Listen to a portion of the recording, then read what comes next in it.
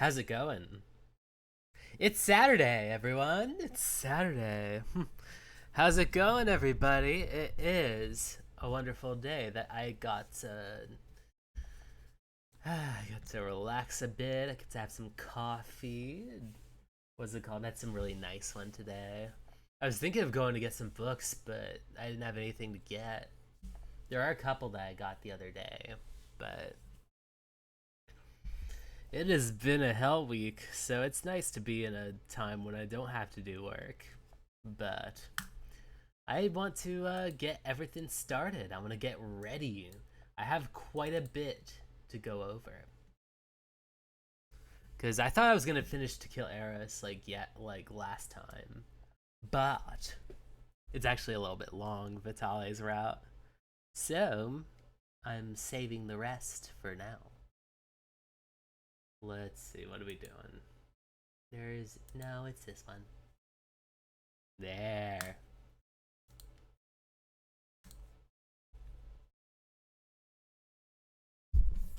Alright, let's get this up. Oops. Wait, um...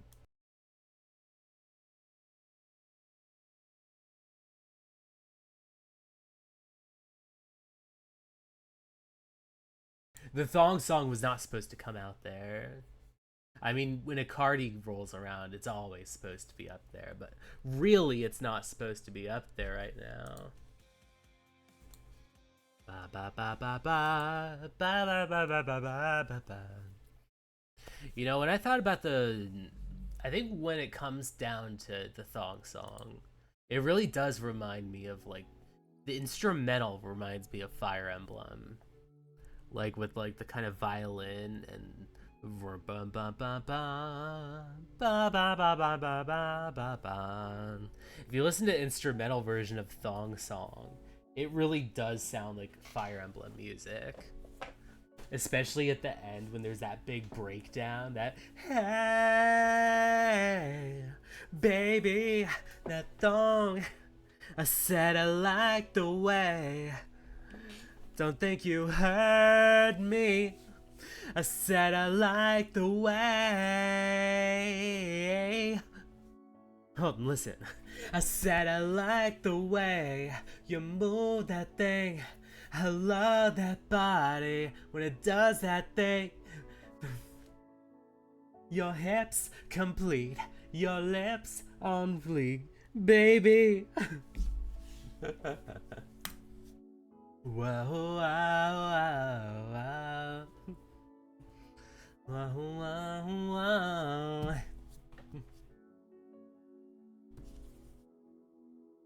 Alright, let's do this.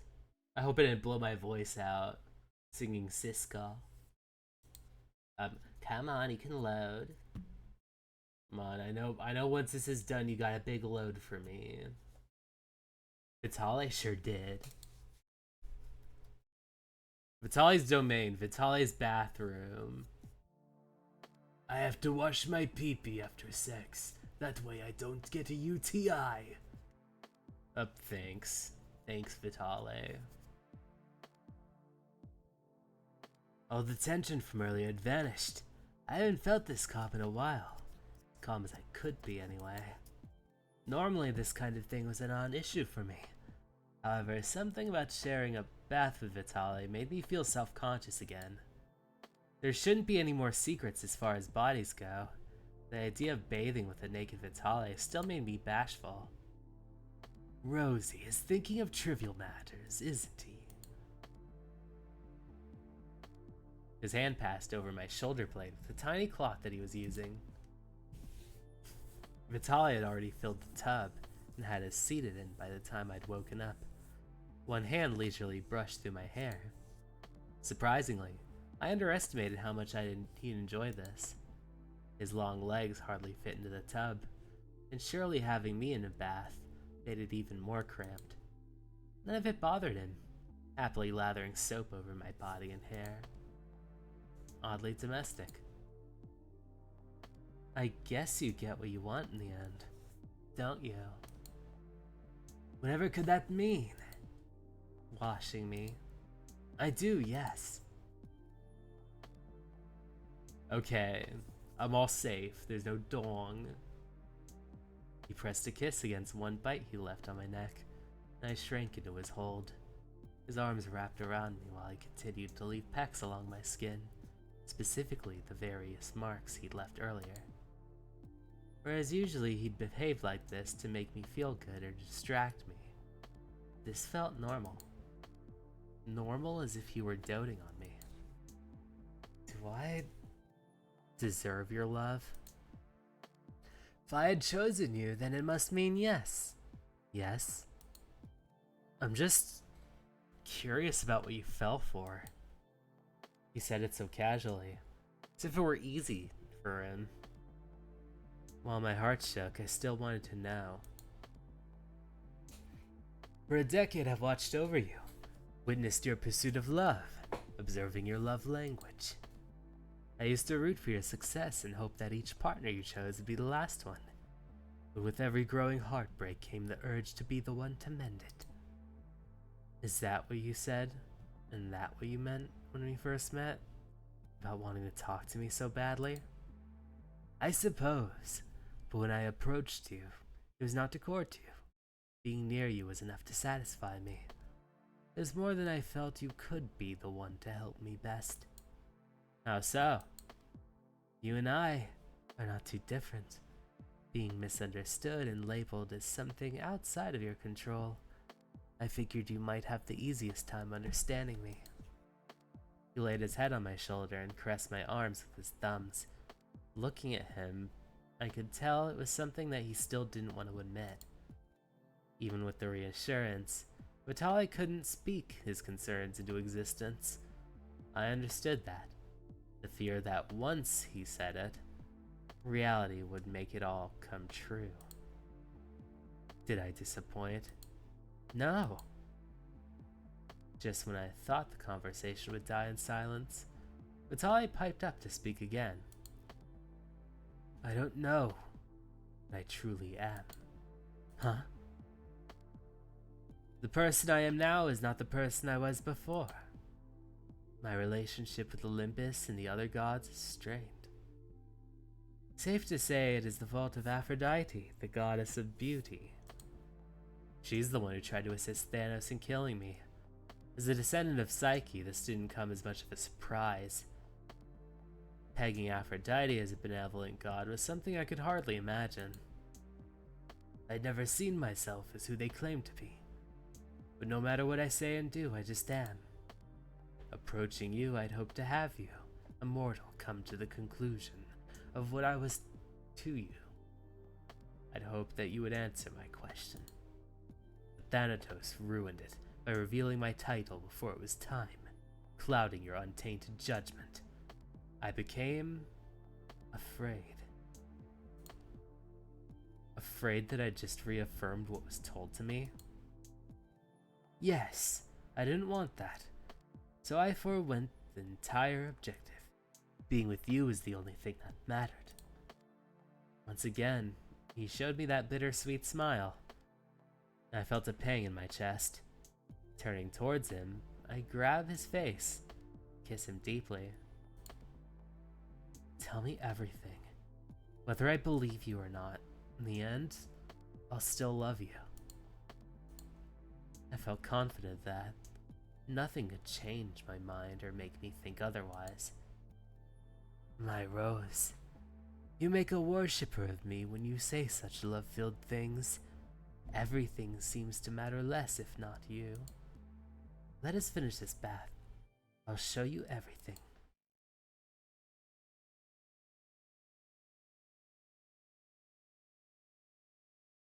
Sorry, I have to go to the restroom a sec. It just hit me out of nowhere.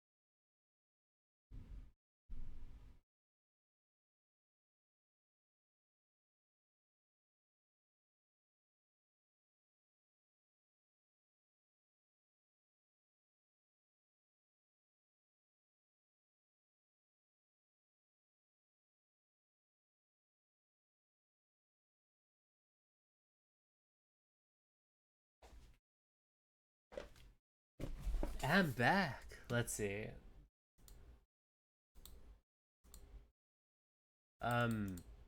Back here. Once clothed, Vitale led me to his domain. A vast mansion, with high ceilings and narrow halls enough for 2 people to pass through. The overall mood of the house was dark in both hues and accents. Black with a hint of green and blue. The floors were mismatched between dark tiles and glossy hardwood, washing out as if to bring a contrast to the rest of the furniture. It felt like passing through a labyrinth of repeating rooms, roaming around the long halls. The emptiness spoke louder than the furnished rooms, lonely and a little unsettling. The echo of our feet against the floor and the asymmetrical placement of every room, every window, and every light fixture added some element of chaos. If not for the wall trusses lined with black spirals, or the mix of bay windows or stained glass ones, it'd have appeared normal. The place almost seemed in a state of confusion about how it wanted to look. No matter what, the gloom was consistent. Is this your style of choice? I'd prefer something more cohesive. Unfortunately, my mind is not. Rounding winding corners, Vitale stopped once we were facing a room with a white plate on its door. Beside it were 3 other doors, from first to last, clean to rugged and old. These rooms house all of my life and the secrets I'd kept from you. Is there an order I should survey them in? Clean represents the beginning of my tale, but do look at each room as if it fancies you. Do not let me interfere with your understanding. From here, I'm merely an observer. Okay, I'll start from the beginning. As soon as my fingertips touched the doorknob, it cracked open on its own, as if someone already opened it. Fully open to reveal no one.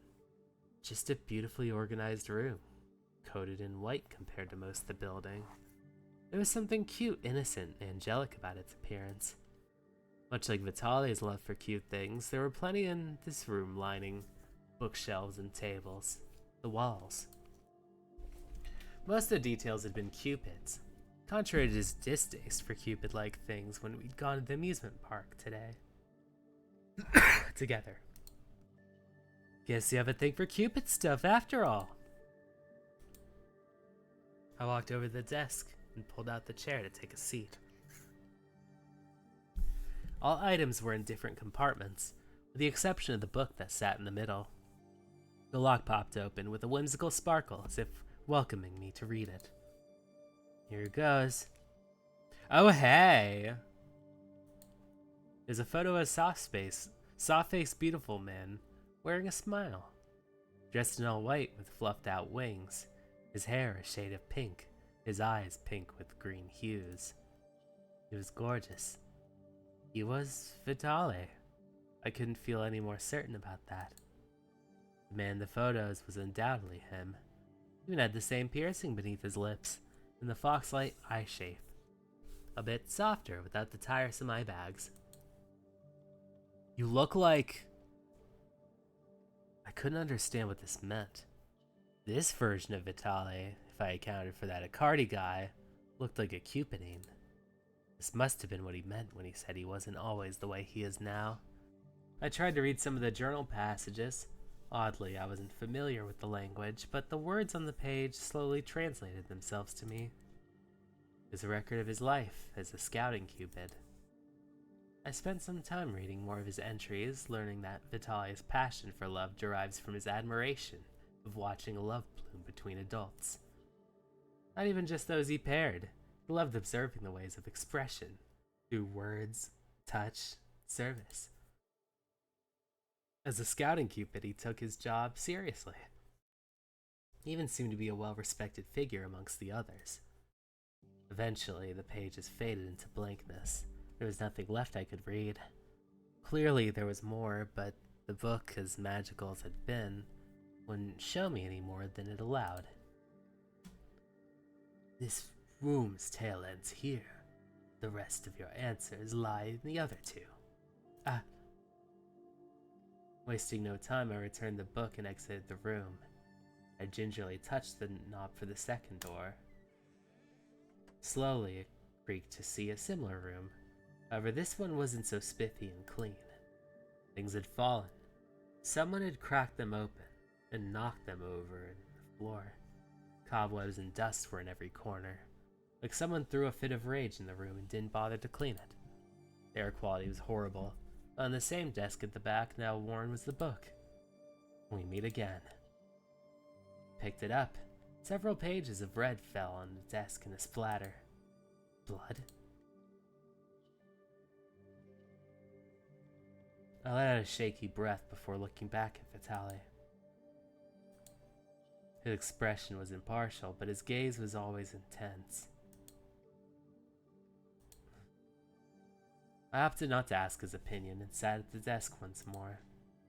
Peeling the book open, I found a part where the last book had ended, but a strange sensation overtook me.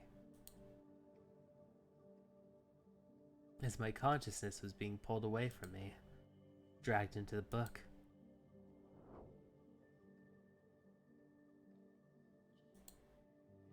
When I awoke, I was face flat in the grass field. The sound of male and female giggling brought me up on my knees, more alert. The two didn't spare me a glance at all, running by and enjoying each other's company. Where the hell am I? Chrysanth seems rather happy today. I wonder what he did. The voice, soft as it was, had all been too familiar with me. To ignore, my entire body whirled in this direction. Vitale! Not mine, not the one I knew, but the one he'd been once upon a time. Like the couple running around and playing in the grass. He didn't register to me. Chrysanth. The name struck out as I'd heard in the last book. The one couple he wrote about. In fact, Chrysanth and Daminos had frequent entries within the book. He loved talking about them specifically. Oh, it appears to be some craft work. It suits her. He was so thoughtful about the colors even. He'd carved it to be cute. It is incredibly faulty. Still, she loved it a lot.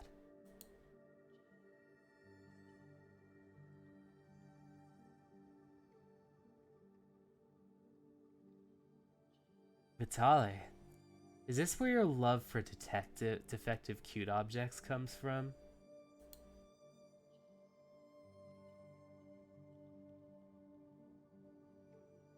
I watched him exude happiness.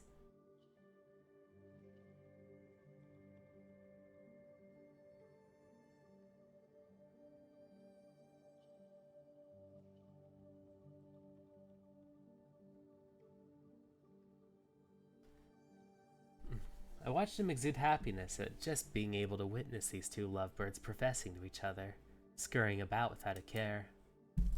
Honestly, I felt a little jealous, not just in their overt sweet affections towards each other, but just how invested he was in them. A happy third wheel. They loved each other and he loved them. I wandered through various events. Various encounters with Vitale. Observing them, being the guardian of their love, even going so far as to meddle when he saw them have a dispute. Like jamming a door and keeping them trapped in the room, or tripping them as they storm off. You must stay and talk. I'm terribly sorry. No matter how childish it would be. No matter how childish, somehow it would work out for the two. And seeing the fondness on Vitale's face was worth every bit. The scene continued shifting until I saw just how deeply he cared for them. They were his pride and joy. Until one day, he came to visit them. What's this? The man had approached the two, claiming Chrysanth was his wife and that she'd fled the seas to be with another man. Anyone with a brain knew that the guy was spewing bullshit. Chrysanth, from what I learned, had been living here with Damianos since they were children. Hell, there was never a moment to spare for the thought of her potentially having cheated. But that didn't stop the man from proclaiming this to Daminos. Firm in his belief and his love for Chrysanth, Daminos called the man a liar and told him to leave him be. He was far too soft to dive head first into conflict, but stood between the pathetic man and his lover. The fury of the deranged man had no mercy for him.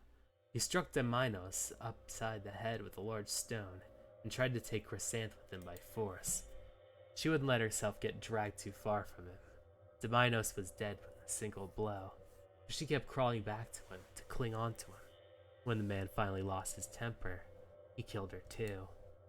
Unable to witness it, I turned my attention to Vitale, who stood petrified in shock.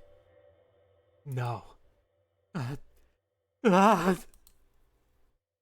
clenched my chest at the blood-curdling scream that erupted from him. Within a blink, Vitale was directly in front of the man, and then the next, his heart was in his hand, rudely ripped from his cavity. Vitale, you... His body shook violently, dropping the organ on the ground before spilling onto his knees. Why? Why? Why? He crawled to the pair, scooping them into his arms. Hard to watch and to read. His screams of agony wouldn't leave my mind. I wanted to hold him. There was nothing I could do for him in a memory. I could only watch his pain. Can't. I reached my hand around him, expecting to phase through, but I held him with my arms. I felt his body even if he wasn't aware of my presence and continued to sob. How fucking cruel. You can't even register my comfort. Who is this for? To comfort myself? Why'd the two of you? Vitale laid both of them side by side, picking the rock up from the ground.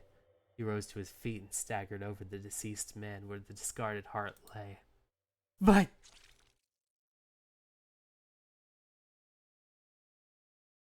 I followed behind him as he dragged his feet, soaking in the blood of the man he mutilated. His expression and eyes were void of anything as he carried himself through the temple doors of some church. Simeonius. I told you never to use that name. Dr. Love? There's no doubt in my mind that was him. It was the same energy that I remember. Besides some clothes, he looks the same. It wasn't some rando. Vitale, what have you done? I have sinned. He raised his bloody hands to Dr. Love, allowing himself to be bound by the other man. It didn't feel right to me.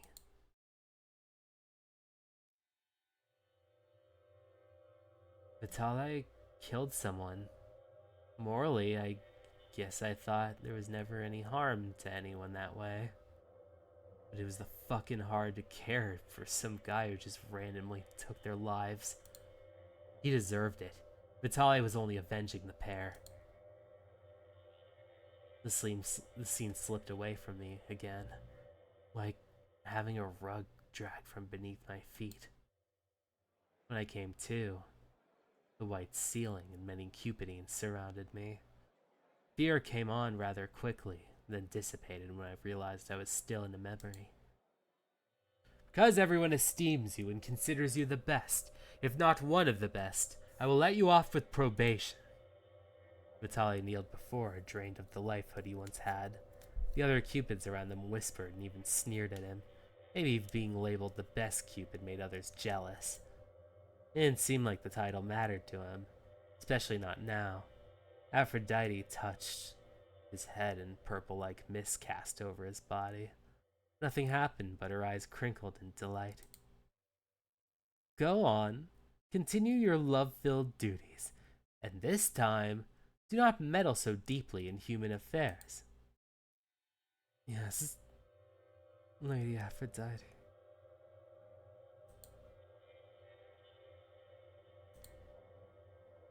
Disgusting.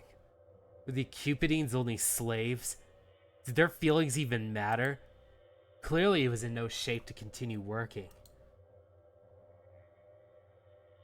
Clearly he needed some kind of support for the horrible things he'd witnessed, but received nothing.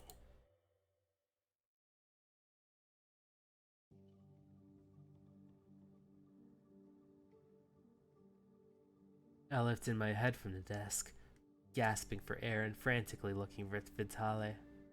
His expression hadn't changed from the last time I'd seen him. Solemn. Fumbling feet, I rushed over and crashed into his arms, giving him a firm embrace he'd been denied of in his memory. Whether Vitale needed it or not, I needed to hold him. Worry not. The memories are far in the past. They no longer have the effect they once had. Hard to believe if you're still troubled. I'm sorry you had to go through that.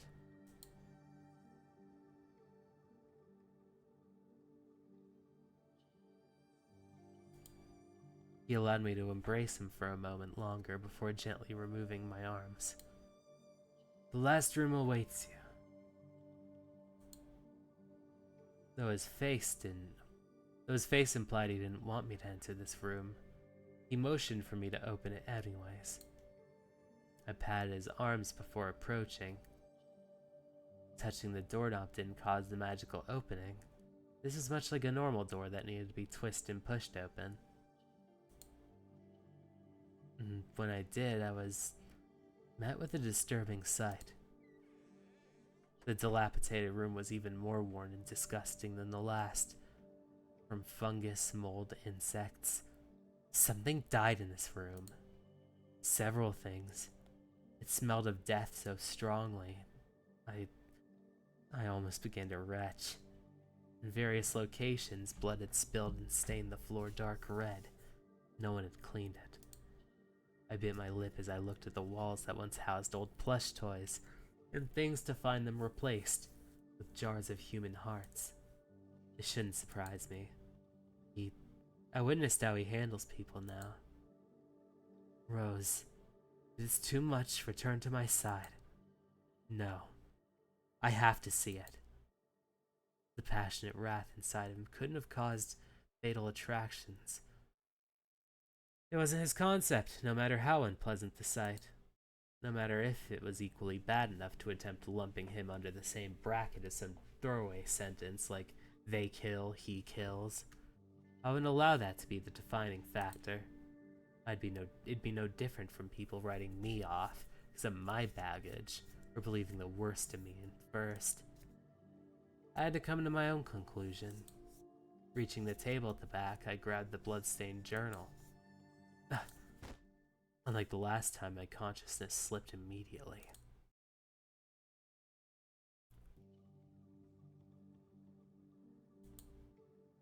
I emerged right amid Vitale's bloodthirsty rampage. What had once been scouting for matchmaking turned to hunting down delusional people, such as the man before, or even his apparent lovers, willing to claim the lives of their significant others. Everyone suffered the same brutal death, hearts torn from their chest while still alive and breathing, the spray of their blood, screams and cries as he revealed his malice to them, only seconds of life after taking another. Some didn't even get the chance to realize that they were being killed. He'd do it while wearing a vicious smile, one that didn't reflect the torment in his eyes. He'd been driven insane, and he wouldn't stop. He was obsessed with it. Nothing else seemed to matter to him more than punishing those who committed fatal attractions. He'd kill and suffer some change to his body. Dark nails, red eyes, blackened wings, sharp horns, exposed heart. He wasn't the innocent-looking Cupidine I'd met earlier. He wasn't that god that I knew today either. I don't remember what it was I used to do. You're Cupid. Right. I'm a matchmaker. I help them fall in love. I can't forget that. It's been so long since I've used my bow. I knew better than to believe he could hear me, but I wanted to talk to him so badly. I wanted to comfort him. What if I paired them and they immediately died? An ill match. An insane third person. I shouldn't use my bow anymore. Hold it! Don't move! This is a grave violation. Everyone's surrounded. Oh, they finally found me. Vitale didn't resist, as he was pinned to the ground and hauled to Thespiae. He managed to elude them for so long, just for this manhunt. They all looked at him with contempt.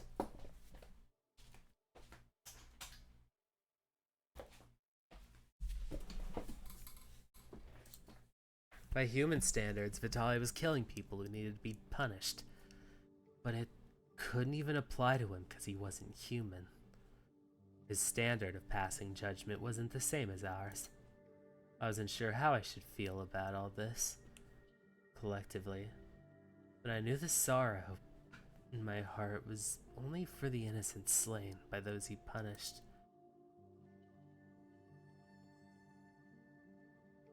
Disgusting. They brought him before him, who ordered his torture and execution without a blink. She sat there amongst the other three, watching the Cupids rip and tear at his wings, shot and carved arrows into his body. He wasn't fighting back. For a while, Vitale let himself get dragged around and made into a show. Behold, this is what you get when you interfere with human interactions. Let him be an example. Do you have anything to say for yourself, sinner? After I so graciously gave you another chance, you trampled all over it, all over my kindness. What kindness? She did nothing but reprimand him and throw him back out. For loving creatures, none of them tried to see if he was okay, not even that Dr. Love guy. They treated him like a plague to look down upon. Felt ashamed of him. Then again, she was just the god of beauty. Why would she care to think about love any deeper than its surface? Your kindness, Lady Aphrodite, gave me the resolve. People were getting in the way of snatching sweet, innocent love from their own envy and greed.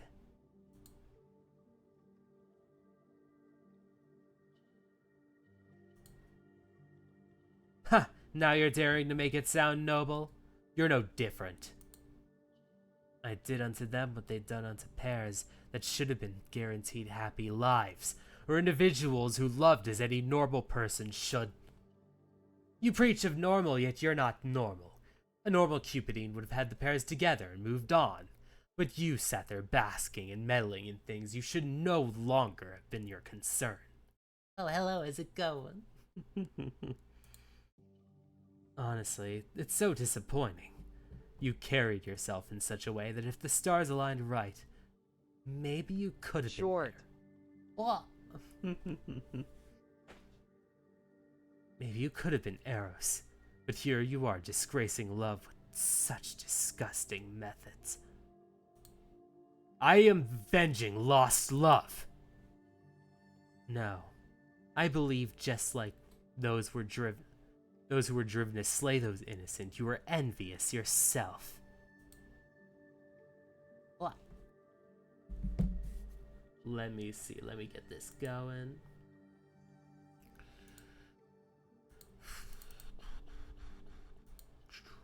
Oh, oops, wrong one. You, and the middle one. Blah. Let's see. Can I blush? Yeah, I can blush. Perfect.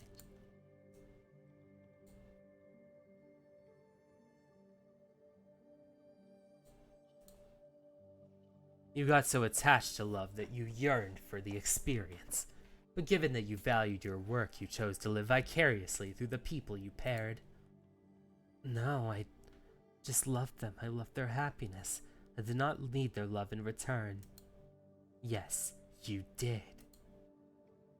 That lie is just so you could feel better about the nasty feelings you brewed within.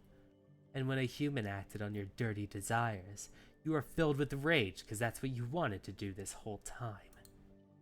No, it's not true. I am a god. I can see through you. None of your words can deceive me.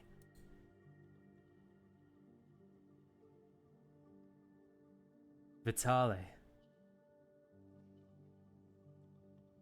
Vitale shriveled on his knees. slowly looking down out around his fellow Cupidines. Each stared at him with disgust and the same contempt as her, minus Dr. Love, who wore a blank expression. I guess until the end you have no intention to repent, do you? Someone has to protect love, the beauty of reciprocation, the warmth of souls uniting. Selfish delusions can't tarnish it. It can't be spat upon by envy, greed, or any other sin in this way. Love is a precious thing in this world. Yes, so precious you tainted it yourself. Her voice as crisp as she wavered her hands to the cupids to raise their bows. I'd given enough time. Finish him. The Cupidine who led Vitale's punishment unloaded their arrows at him without hesitation. Desperate, Vitale used as much strength as he could, attempting to escape with torn wings. His body still took the brunt of the arrows. Hello, how's it going? Yeah, this is my old model. I got the costume change for a bit. I'll be going back to my rock star one for a little, but just gotta wave around for a bit. Not the first man with his heart out, like... Yeah, some of the cupids have their, like, hearts exposed. As a metaphor.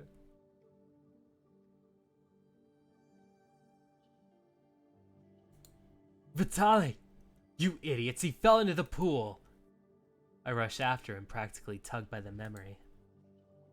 Beneath the layer of flowing names was a vast clear blue sky with pink eviscerence. Verses and hues. Bubbles swarmed us, and below, I could see Vitale sinking further and further. But he wasn't alone. There was someone else. A beautiful angelic winged man resting peacefully in the flows of the current, bubbles surrounding him, cushioned like a bed. They knew chest no way to heart, so they kept that step. They're like, what's it called? They need to be exposed so that we know their intentions are bare. An arrow had been embedded in the left side of his chest where his hands rested. One might think he was dead, but a cluster of bubbles occasionally sipped through his tongue, through his mouth, nose, and even the wound on his chest. Eros! To think I'd finally meet him like this. As we drew closer, Eros' eyes opened, shining a bright glow in our faces. The bubbles that emerged from the embedded arrow swarmed Vitale's body, rapidly flowing into his injuries and inside his chest. Anteros. Eros's consciousness faded after that, and the torrid swarm ceased. When it did, Vitale looked just as I'd know him to be, clad in his black and dark red clothing. This is how he became a god. Eros made him one. But why?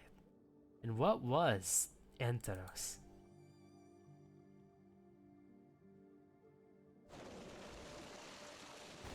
A geyser erupted beneath him, forcing us out of the pool before any attempt to reawaken him could come.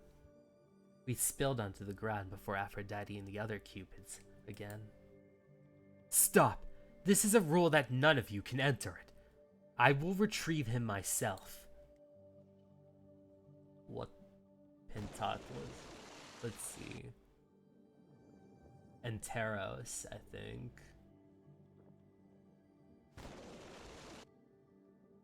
Yeah, Anteros. Sorry, I'm just getting splash noises. Sorry. No fun, we can't retrieve them ourselves. Yeah, this is a memory, so what's it called? It was one where the memory was not letting me interact with things. I can only phase through it. Some are fun and splash. It was like, yeah, we all gotta go to our, like, what's it called? This is in lieu of, like, water parks. Because I feel like I'm not a big water park person. Because everything scares me. What? Sorry, I'm just going back to my OG model. Or not my OG. The other one is my OG. This one is my new one. One more time. What is this? You. Lord Eros. Aphrodite's face twisted in anger. She struck Vitale before he could finish his sentence. The gods have smiled upon sin, the god of fatal attraction. Seriously? The other Cupidine fell back in fear and uncertainty. What? No! That's not what this is about. First you defile Eros' sacred pool with your filthy escape attempt. Then you doubt. You double down on your abysmal beliefs enough to have the gods bestow you with the concept. Eros, just wait till the other gods hear this. Do you think your fellow Cupidine turning their backs on you was saddening? The whole of Olympus will find you a pathetic black sheep leeching off of Eros' concept. Get out of here, you off-brand god. You've done enough to disgrace the name of love. Eros made me into a god. How dare you decry his name further?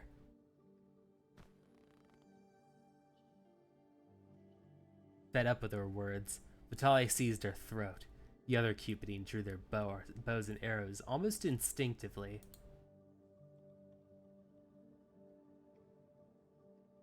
The hurt on his face as he removed his hands from her and distanced himself. Aphrodite held her throat and stumbled closer to the Cupids, with fear in her eyes. With the fear she lacked while talking to him until now. Vitale walked past a couple of the Cupids until he was face to face with Dr. Love. If no one else, then surely you, teacher. He remained silent, maintaining the same blank expression he'd worn the entire time.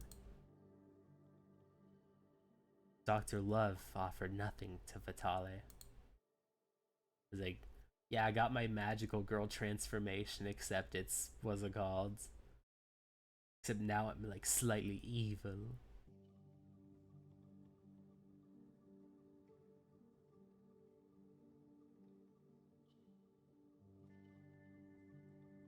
No indication of what he was thinking at all, but the lack of response was just as painful as the blatant disrespect to everyone else. He said eye to eye with Cthulhu and Palpace. I just decided to say hi right into Magister.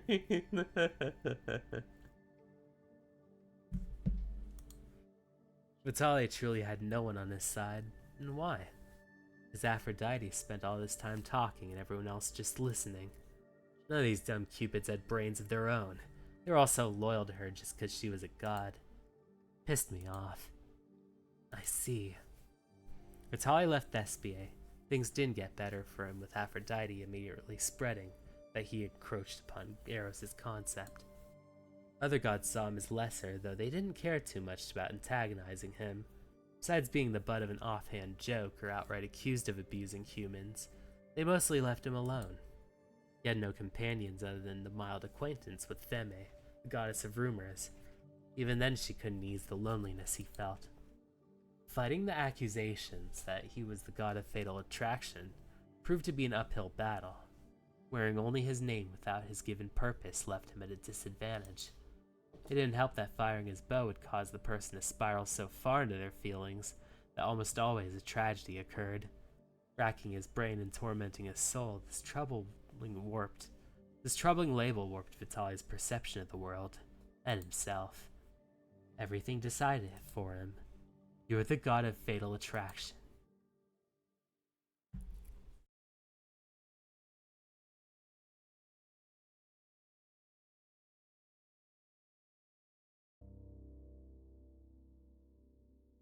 I awoke to the light, rhythmic sounds of Vitale's heartbeat.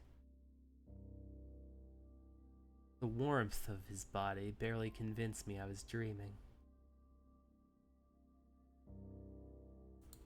He gazed at me. Gentle, concerned. You fainted. Had I been a second later, you had fallen on the The memoir's floor. I saw everything this time. Full of newbound revelation, I sprang up and clutched his arms. Vitale's face ranged from confusion to surprise, then solemnity again. Sublimity again. You're not the god of fatal attraction. I don't believe it. Anyone with a brain can tell Aphrodite was pulling shit out of her ass. That isn't a pleasant image to impart upon me, Rosie. It's a term of phrase. You know what I mean, gosh. And I love what you mean a lot, if I might add. Vitale pressed his lips against the crown of my head. Then an aggressive jolt surged through his back. He released me.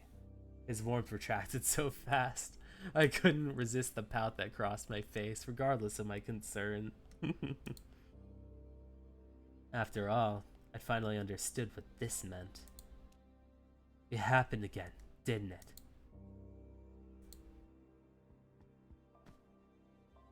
I slid off the edge of the bed and rushed to his side. Grabbing hold of his arm, I pulled Vitale closer. It's not something that he has to do. It's not his purpose. This time, endure it. Don't go. Someone has to punish them. Stop forcing yourself to do this. This isn't your job. Think. What did Eros make you a god for? Vitale's hair looks so nice to He's really foofy. Let me save over here. Let me see some of them, like, what's it called? Some of this gallery. Because, like, there's a lot of instances where his hair is just, like, really foofy. He's just, like, what's it called? Just enveloped in hair. But yeah. Where is page 2? There we go. There's him while bathing, and then what's it called? There's me taking back shots, but there isn't as much, like, curl up. Bro needs to tell us his hair routine. It's definitely something a little more special than, like, what's it called? Than, like, Maybelline or Garnier Fructis. That's that, like, we're spending, like, more than $50 on, like, conditioner.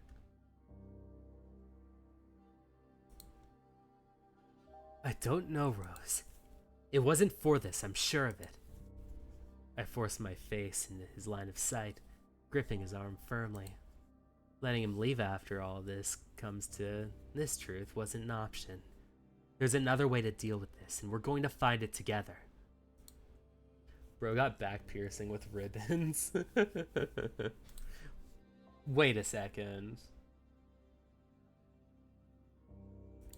I need to see that one more time for science. Alright, Gojo back shots. Yeah, what's it called? There's like little like sutures in the back here. Sorry. There's going to be consistent moments where I'm just like, let me re-examine the back shot scene again. Actually, it's front shots, I guess. It's like, let's see that again. Let's see that again. Let's see that again. It's like, Rachna, you're doing this on purpose. Eros isn't dead. He's in that pool with the names, right? Correct. Then we're gonna wake him up. His eyes soften briefly, only to size me up with skepticism.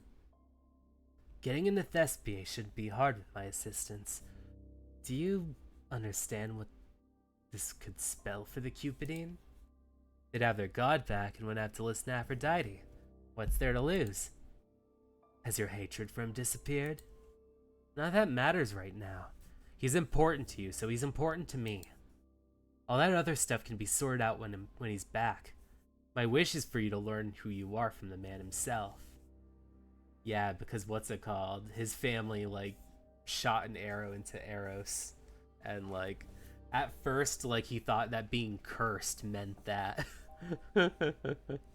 He thought that being cursed meant that, like, what's it called? He was being pushed away by Eros himself, but it seems like Eros was asleep this whole time, and it was Aphrodite who had the vendetta against me.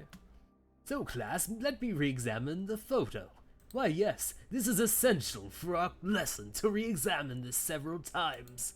We are going to be learning a lot about cupids and humans, and all the ways they interact with each other. Sorry.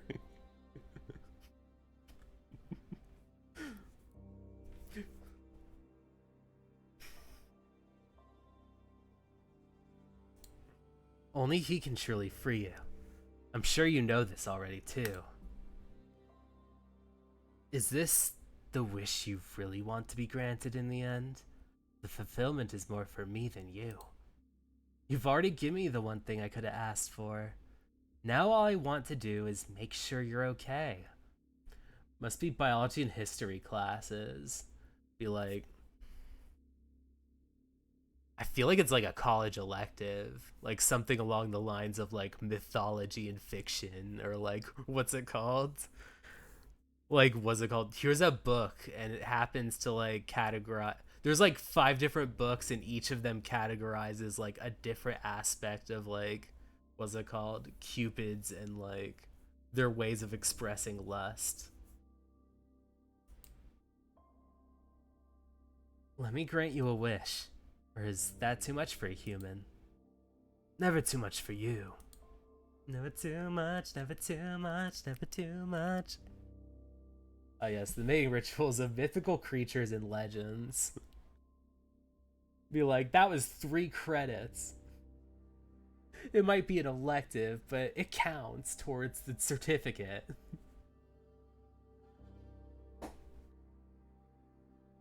The gentle air surrounding Vitale shifted as he drew his alarmed gaze to the bedroom door. The front of his mansion surrounded us in a blink. Seconds away from questioning Vitale's haste, an unannounced guest approached the front door. Take a second certificate for Eldritch Rituals and Alien Courtship. You're like, those are a couple more classes.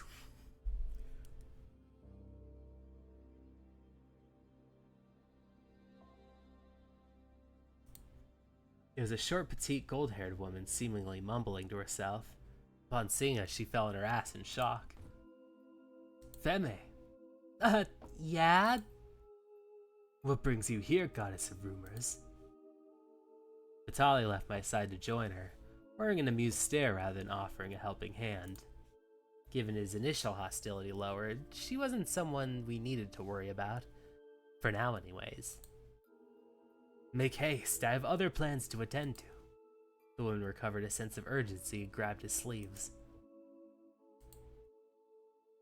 Word to the wind says that Aphrodite is planning to harm you. I came as fast as I could because I heard her alliance with Thanatos. A little late for that.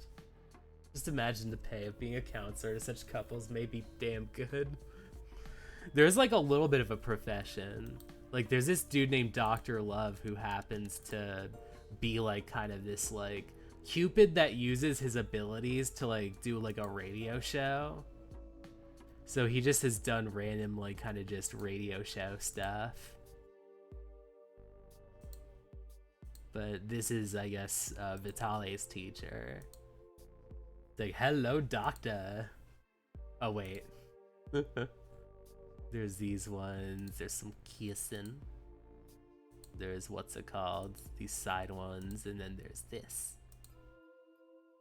I actually remember this being a little bit more saucy. Or, like, a little more, yeah, saucy. And then Icardi's my favorite. I love Icardi. He's like my husbando.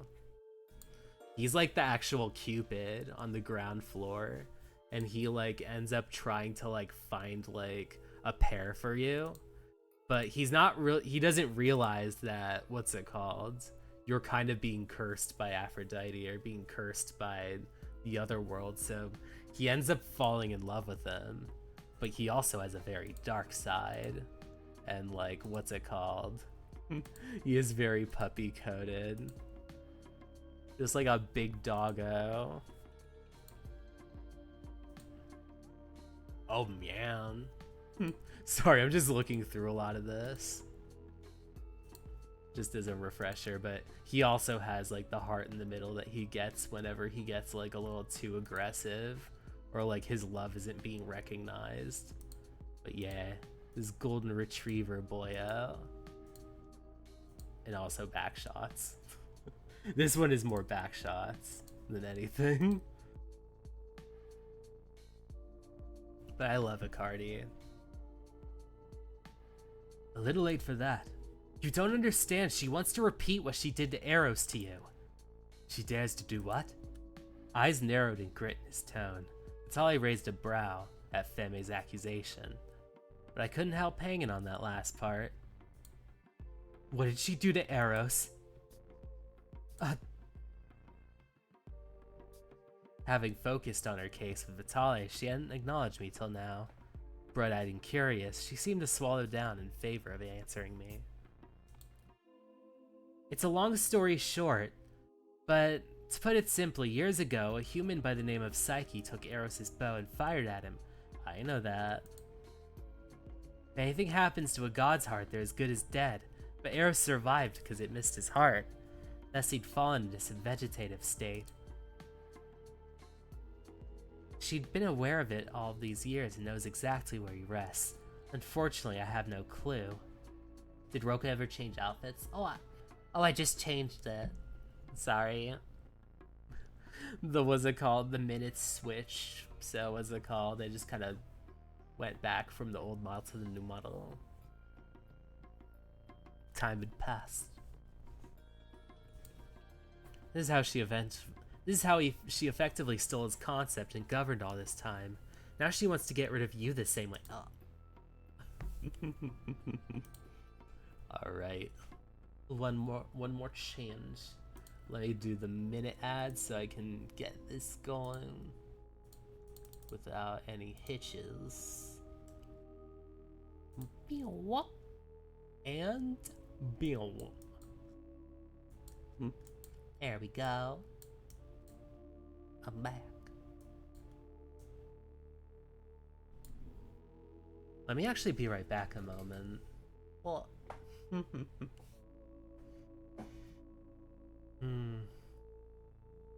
Alright, I think I should keep on going. Vitale huffed a bitter laugh and rolled his eyes at the prospect, placing a hand over the cavity in his chest. Torn between a mirth and pain, his heart pulsed sharply with each and every beat. If I had paid attention all those times, I'd have noticed the symptoms back then. Are you alright, Vitale? I can manage. He dropped to his knees, sucking in the pain. Both Feme and I hurried to support him as he struggled to maintain himself. The pain, the urge, it was too great for him to just ignore. It's happening again. Wasn't it earlier enough? Or is this just like the incident at the apartment? Wait, what incident? Fatal attraction. Vitale said they were happening at an alarming rate, which is why he's been so disoriented. Bebe furrowed her brows and scoffed in disbelief. Aphrodite! She must be doing this to lure you out of hiding. Not hiding. Never from her. Protecting. His forehead broke out in a sweat, eyes rolling back as he choked out the words with a smile. It was so easy for me to say don't go and ignore it, but Vitale had to deal with this. And deal with the toll it took on his body even trying. So stupid. There has to be something we can do. At this rate, I wasn't so sure of what would happen if he kept enduring it. But if I let him go, there was a possibility he might lose his mind again. Oh my. This is a difficult one. Because it's one of those things where, like, you could either get a good ending or bad ending based on which one you choose. But I have no idea whether positive influence or negative influence is, like, the best or worst option Sometimes when I choose positive, it's bad, and sometimes I choose negative, it's bad. Let's try positive. I had faith that he could. The pain he's feeling now likely pales in comparison to everything he's experienced. He's stronger than I'm giving him credit for. Vitale, look at me. Yes. We should make the most of it. If she's trying to lure you in, then we should get her first. With situations so dire, you don't know which mask to put on. It is ill-timed for you to be so cute, my dear Rosie. What are you proposing? We go to Thespia and wake up Eros right now. We know where he is. You know? Vitale pinched his eyes and sucked his breath as he nodded. To see him like this was painful by itself, but I kept going. While she's focused on her sneaky shit, we blindside her. It will have to be you to wake him. Someone has to deal with her, stand guard. It must be me.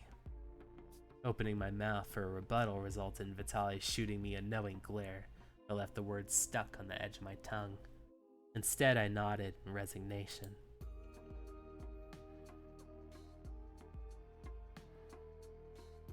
Anything I can do to help? Then I will. Just say the word. It's like, wakey wakey Eros, it's time to go to school. It's like this has been happening for a while now.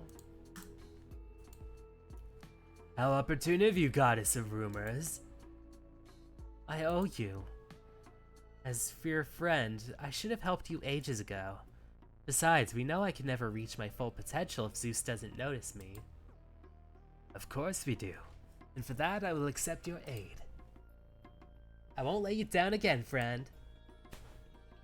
The goddess twirled over her heels with a golden glow and dispersed in magical showmanship.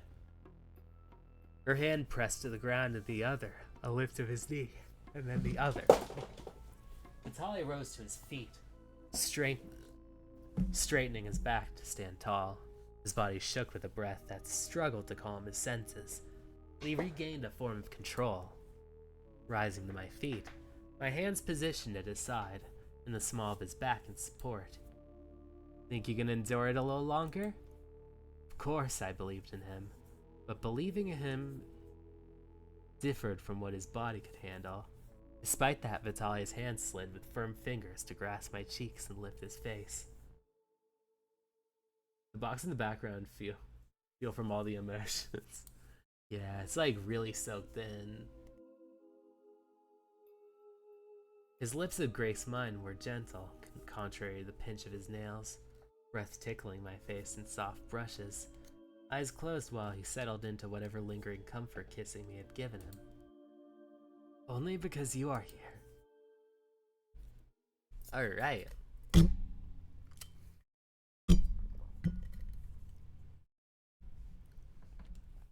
Thespia entrance.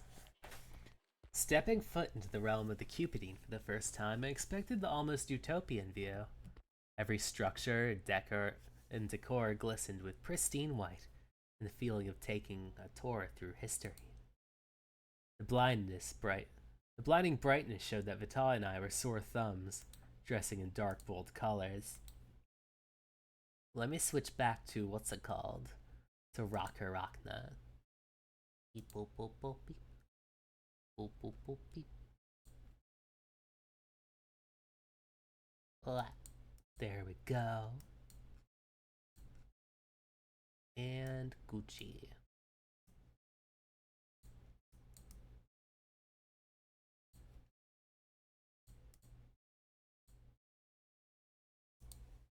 Skulking the domain, Vitale knew exactly where he wanted to go and took caution to avoid the eyes.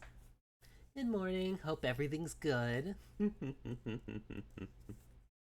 I'm doing all good. I just got some, earlier today I got some coffee and went around the bookstore, but nothing too much. Skulking the domain, Vitale knew exactly where he wanted to go, and took caution to avoid the eyes of lingering Cupidines. If not for his needing to stop occasionally, I'm sure we'd be there faster. With each break, his breaths were more ragged. It was only a matter of time before they caught us. Vitale, just a little more, and you will go the remaining distance yourself. Why not tell me where I need to go? I will not leave you until I know exactly where you are within the matching pool. Do not ask me again. I decided not to press further. Given his agitation, it would only aggravate him more. Instead, I grabbed his arms around him again to steady his weight as we prepared to go further into the chamber. Emerging from the corridors, I saw an oasis-like pool at the center and felt a sense of relief. Wait! Vitale's hand gripped my shoulder, holding me by his side. Looking up at him, I immediately realized what he meant. Swarming the ceiling above were cupids, who had all stopped in unison upon our entry. Vitale, you better not do the dead boyfriend trick. It's like, I've been working too hard in all of these routes to not just have like another intimacy scene at the end. Vitale, I'm feeling greedy. You have to give me more than one intimacy scene. Walk no further. Aphrodite and the three others intercepted our approach to the matching pool. Vitale pressed forward against her command, with his hand slightly firm on my shoulder. I said stop! How your voice trembles in my presence, and yet you so boldly taunt me from the tip of your usurped chair. Your immaturity bores me, sweet Aphrodite. You are not supposed to be here. I told you to never set foot in Thespia again. He's not blonde, so he should have a higher chance. It's like his hair's not purple and pink anymore, so his odds are a little bit higher. Gullible to believe that I would heed you forever. Aim your bows! Derangement filled Aphrodite's eyes. She waved her hands for the cupids surrounding us. Among them, I saw the cupid I'd met a while ago, staring at us with confusion, the only one who hadn't raised his bow on command. How dare you shoot a god? It isn't shooting a god if their aim is for the human in your hands. Aiming their bows, they came to crash into us.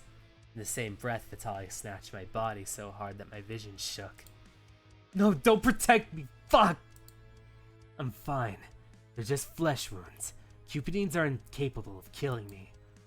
But you're already weakened, Vitale. For you, I could endure anything. None of the arrows reached me, finding a place in Vitale instead, all the while Aphrodite smiled.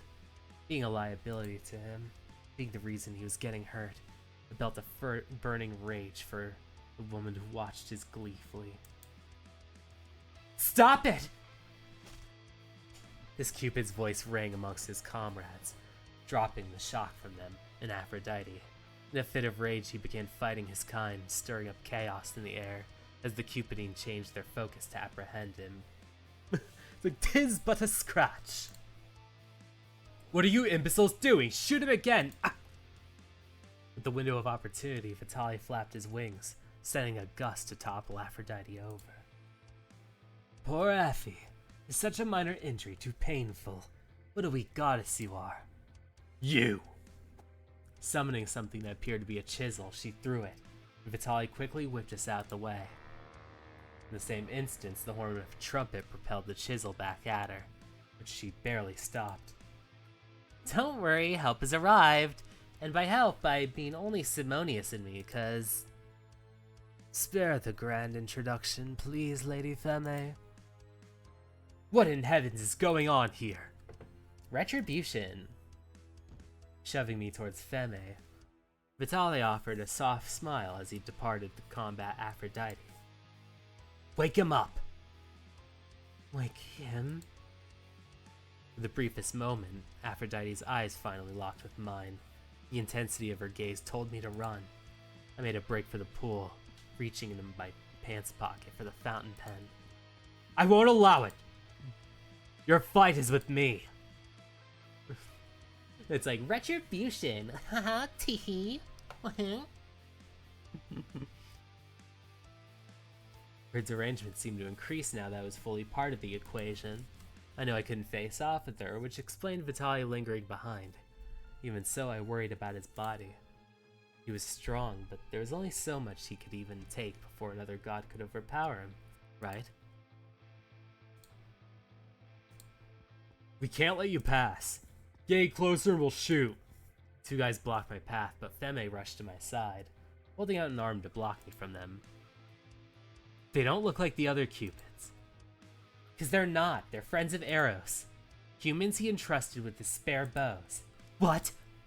It's the only reason they've lived so long. Take the bow and they're reduced to ash. That they should be. And it's time to put them in the fucking ground. Agreed. I'll protect you from the arrows. Feme took the lead, playing her trumpet with each fired arrow. The arrows veered to different directions. Some spiraled even back to the crowd. Surprised to see her powers at work. Aphrodite's chisels struck Feme's hand once they were close enough. I rushed forward before one could shoot her and tackled one onto the ground with the fountain pen. I couldn't bring myself to stab him to kill, so I aimed to disarm him with his bow. Human! Feme alerted me. While I dusted one guy, another one had me in the line of fire. You'll pay for that! Before the member could fire, Dr. Love swooped in, catching the man's arm and followed it with an aggressive toss. His body collided with the cupids that chased him, dispersing into dust that blinded their sight. Thank you for the bow. Carry on. Now equipped with the bow, Dr. Love returned to aid Vicardi against the other Cupidine. I let out a breath of relief. That could have been game over. Don't worry about the last one. I got him. No, please, I don't want to die. I'm just doing as I'm told. Pathetically, the last member ran away from Feme, with the bow tightly gripping in his hand. I suppose he wasn't a threat, but that didn't change the fact that he, amongst the others, had overstayed their welcome, even helping Aphrodite keep their friend in a state of death during this entire time. Gotta make it down there. Plunging myself into the Quasimir Lake was nothing compared to this. Although the water was vast and deep, I only did enough to swim away. There was no telling how far he was, or how long I would need to hold my breath. Rose! Vitale's voice pierced the space. I instinctively turned to see him bolt in front of me, wrapping me in a tight embrace. Vitale! His body jerked as if something struck him, and his eyes closed in pain, gritting his teeth as the object came out from him. Do not worry. If only it were a little higher, I'd have killed you, or put you to sleep at least. I had hoped to give you mercy, but you broke into my home instead. You're not even hiding it anymore. What might the other gods think when they hear you? They care not about me. But causing a calamity? That doesn't sound fun, does it? Oh, I remembered about the new Shiki and the Chinese server for Omyoji. It is ever seeking the little pokies. You'll be dead before they learn the truth. Try it. Gladly. Vitale looked down at me with the same soft smile as before shoving me straight into the pool. My body sank into the water, swallowed by the currents pulling me down, deeper into the depths. But not a second in between did the sea of names floating above me would part the devilish Aphrodite barreling after me. Ah! Fuck! Alarmed that she'd gotten past. Well, thank you for the hydrate.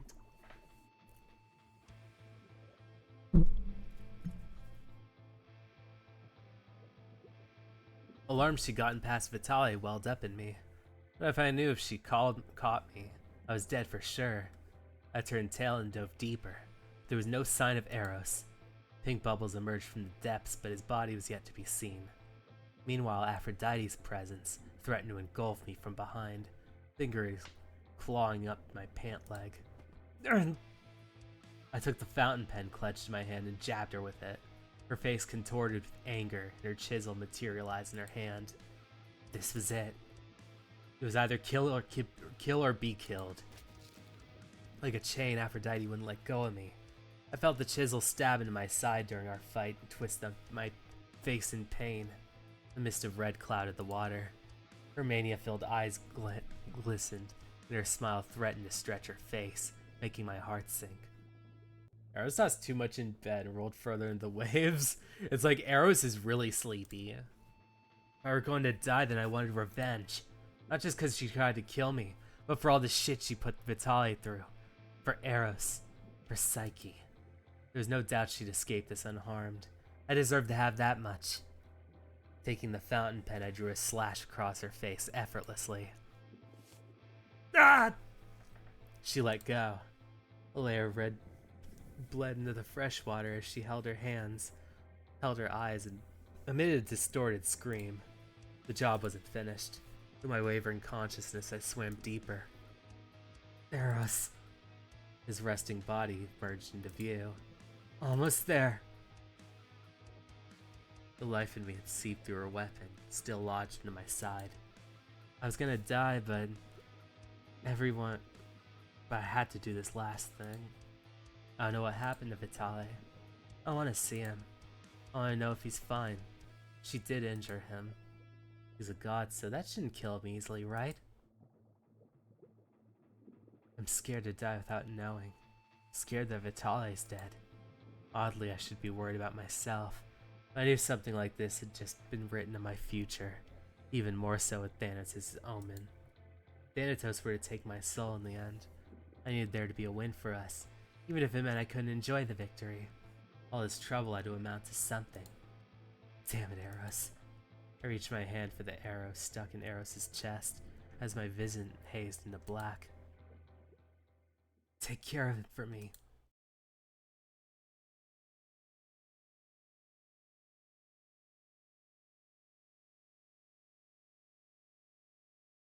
Damn, Vitale. You just let Aphrodite slip. Ah! Gold chains bound my limbs, keeping me firmly tethered to the ground. The entrapment only tightened the more I resisted. Chains filled the entire room, tangling everyone in sight, while fighting had ceased. Yeah. Sometimes they go back and forth between, like, the perspectives, but this is definitely a good cliffhanger. The source had been none other than Aphrodite's husband, the god Hephaestus. I will release you once I understand the full story. By that time, my lover will be dead. How foolish can you be? Release me! Release me now! If not for his stealthy arrival, I could have prepared for this. I had no clue of the truth, but let his wife go simply because she promised to return once she handled her business. I will once you calm yourself down. I'm not here for a fight. Aphrodite's going to kill my lover, and if she does, you would do well never to release me afterward. Not Hephaestus. We can talk unbound. Please just let us go. He relented. However, that didn't seem to matter. The geyser of water erupted from the pool. Soon the realm wobbled beneath us. The water surged out, throwing Aphrodite and Melrose to the ground. Where am I? I can't see. Honey? Hephaestus? I still don't understand. Oh yeah, I guess we can't really see him yet. I still don't understand what happened or why you needed my chisel, but I guess that no longer matters. It certainly matters. They attacked me. Won't you do something? I won't. According to them, you started whatever this mess was. Just come here. We'll bring you home. No! You're supposed to support me, Hephaestus. Coming here was enough. Giving you my chisel also counts. As far as I'm concerned, you have no room to complain about support. I have not forgiven you, nor Ares, so do not irritate me any further. Come now, let me tend to your wounds.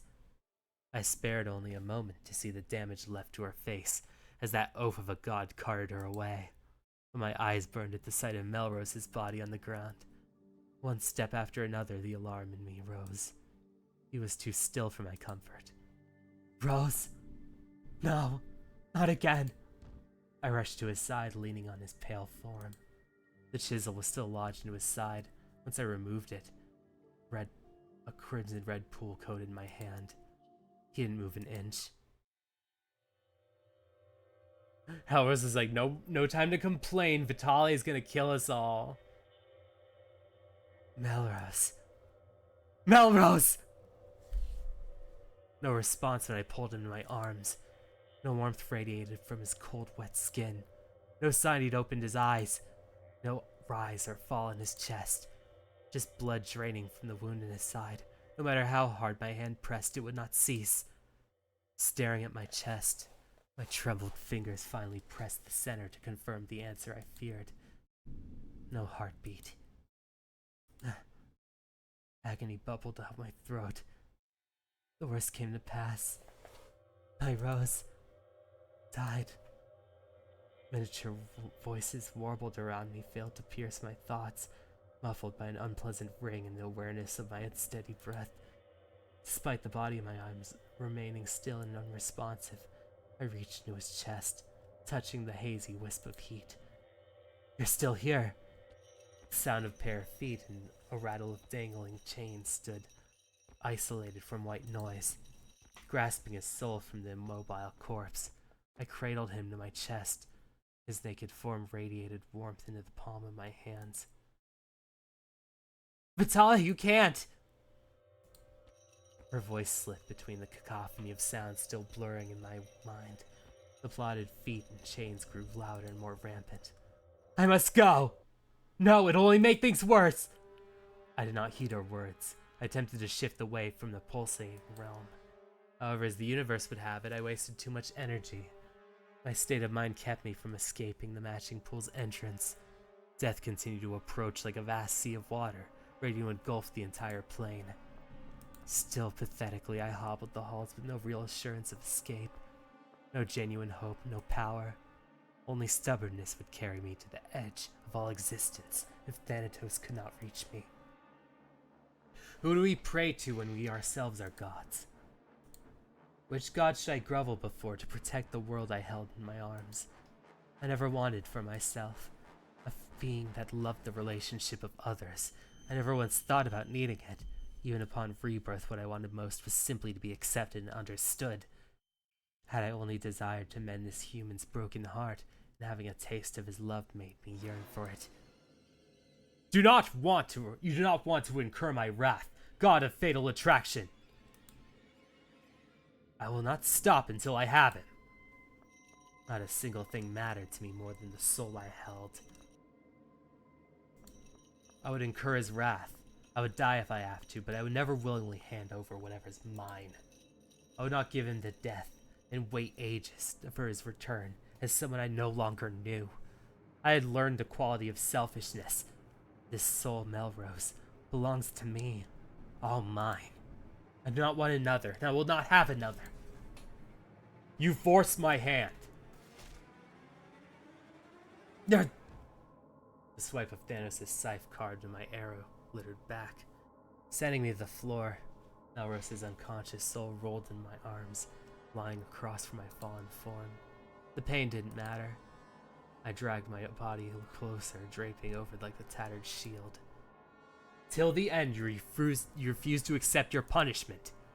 Even if I were to humor your request and allow you to keep his soul, he would lose himself and cease to exist. Would that not be a greater torment to you? Or is this on brand for your concept, the god of fatal... Excuse me, Thanatos. I had only the opportunity to hear a glimpse of his voice, but the memory held a weight as strong as any other pivotal moment in my existence. I raised my hand to gaze upon him. Eros, the god of love. Let me get some water. Stop referring to him in that way. That is not and never was the concept I gave to him. Eros descended before death, challenging all that he stood for. To see him awaken before my eyes was unbelievable. My Rose had successfully done it. Everything had not been in vain. His wish could come true. But was it worth it if he was not here to celebrate? Staring at the softness of his sleeping face, I pressed a kiss on his soul. God of love. There is a lot I need to catch up on, but I couldn't sit idly after witnessing you chase my injured little brother. What did you do to him? Brother? I see. No matter. I do not care for his origin or where you come from at this moment. What matters is retrieving that soul. Once I have it, I will take my leave. You can have your little reunion after. And Eros. The name had been so far removed since he'd given it to me. I'd felt reduced to a mere child upon hearing it. There is a solution to this problem, yes? We won't need to waste time with tears and goodbyes any longer, and his soul will disappear. What are you on about? Sometimes there is life after death. Life doesn't need to end just because death looms close by. Eros looked back at me with a warm smile, an imploring gaze, then everything clicked. In my panic and desperation, I'd forgone the only proper solution I could have, a hope that if I tried anything, I could keep Rose true to who he was, what he was, a human. Dying as one didn't mean I couldn't save him. I'd just have to sacrifice that part of him.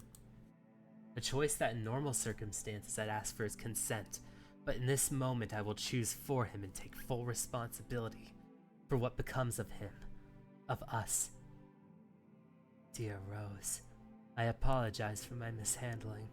A price I'm giving you is no small feat. Wait! Should you come to hate me, I will gladly accept your punishment and yours alone. Placing my hand firmly over the spot where his wound once was, I channeled the essence of my godhood inside his form. No!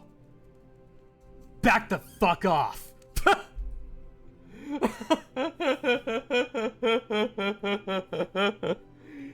I figured that Eros would have a little bit more, like, what's it called? Like, pomp and circumstance and not just curse.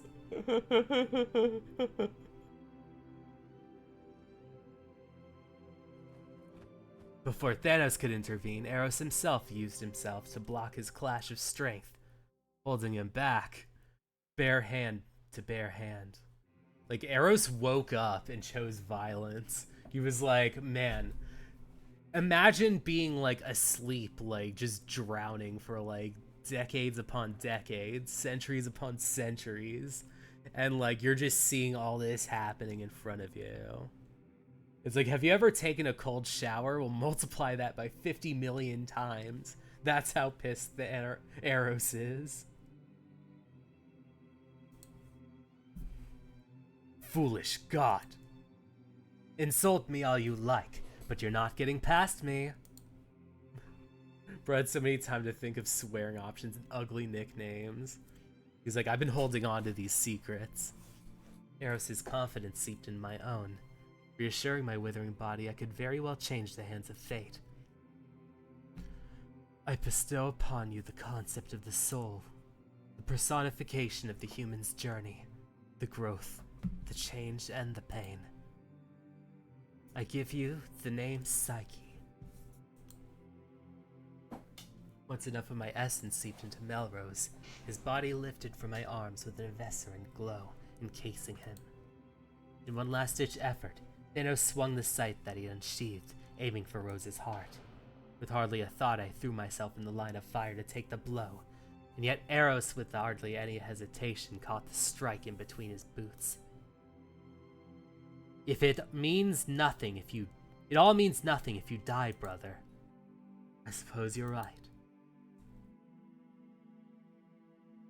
Like watching a butterfly's metamorphosis, Rose changed before all our eyes. When I breathed his newfound breath and laid his eyes upon me, there was that fondness I adored. What? Oh man, meanwhile...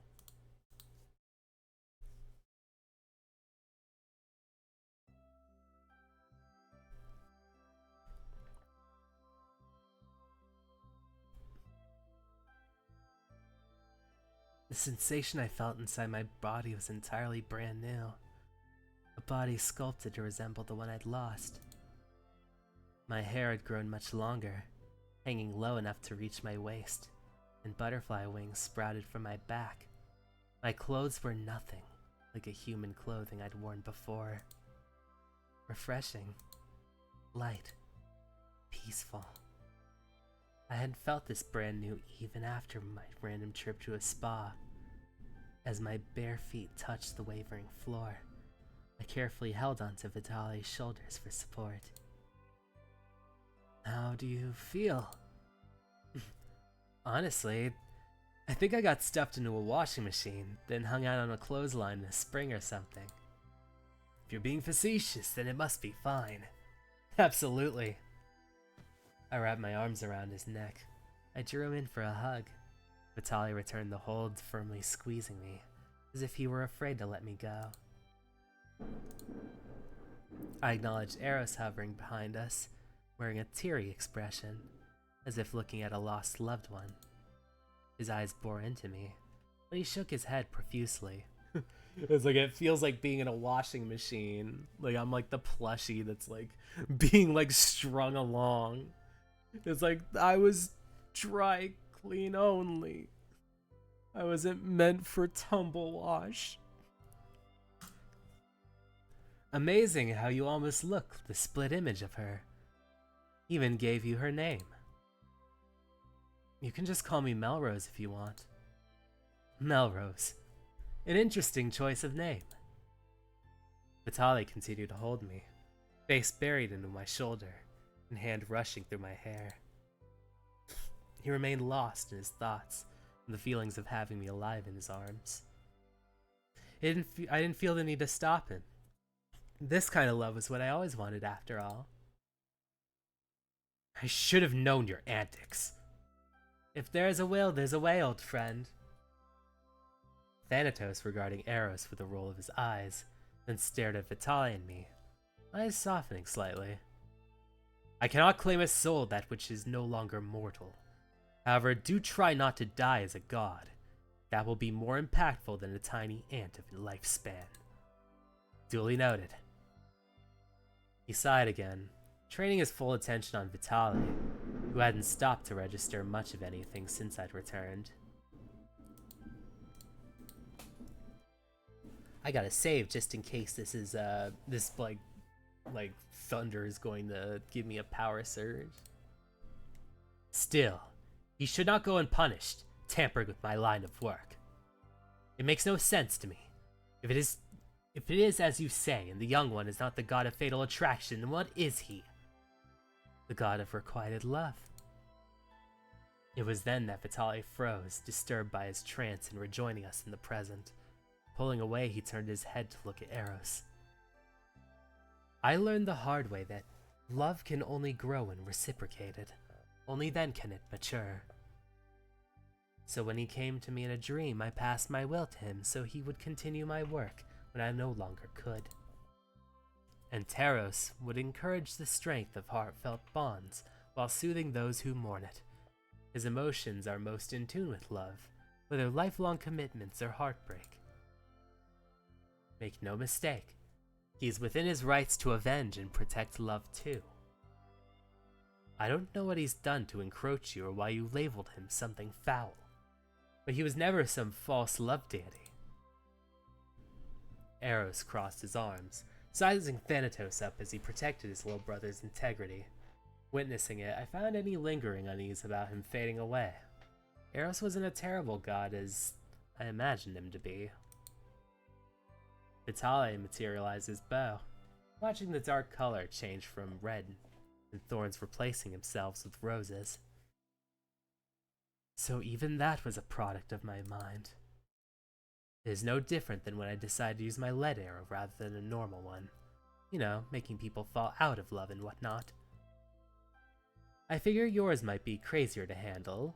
However, the opposite of reciprocation is likely something distorted if I had to guess. You couldn't have been more right. But it was no issue now. I finally have the answer I've been craving all these years.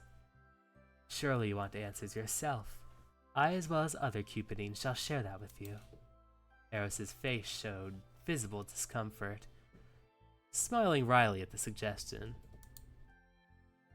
I'd rather get that info from you two. They're too spirited for me, having just woken up. I can assume it has been a very long time. The god of death watched over at the brothers talking and sighed once again, reverting his sight to the upside-down torch. I fear a lot will be discussed to fully grasp the truth of what has occurred. Between your false death and the unknown birthing of the young one, as well as Aphrodite's hand in it, we will have much to talk about. Given the birth of a new god, that discussion should happen sooner than later. God of requited love. So long as you cease using death as your punishment, you will not make an enemy of me.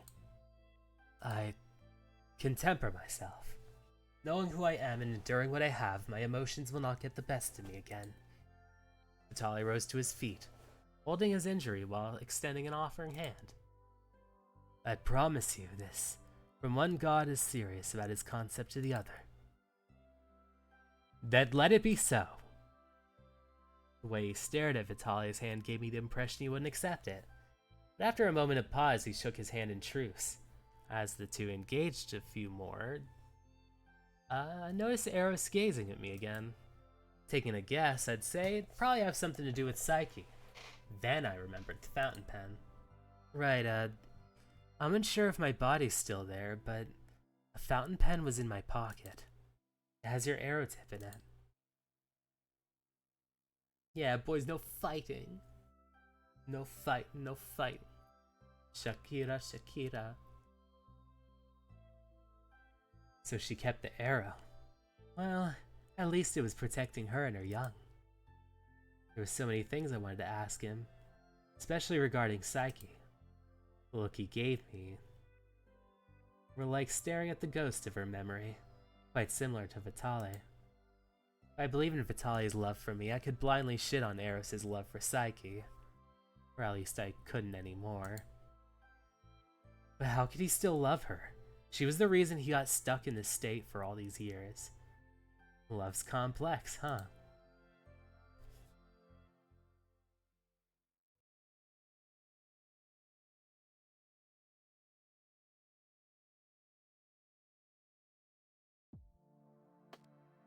After my ascension to godhood registered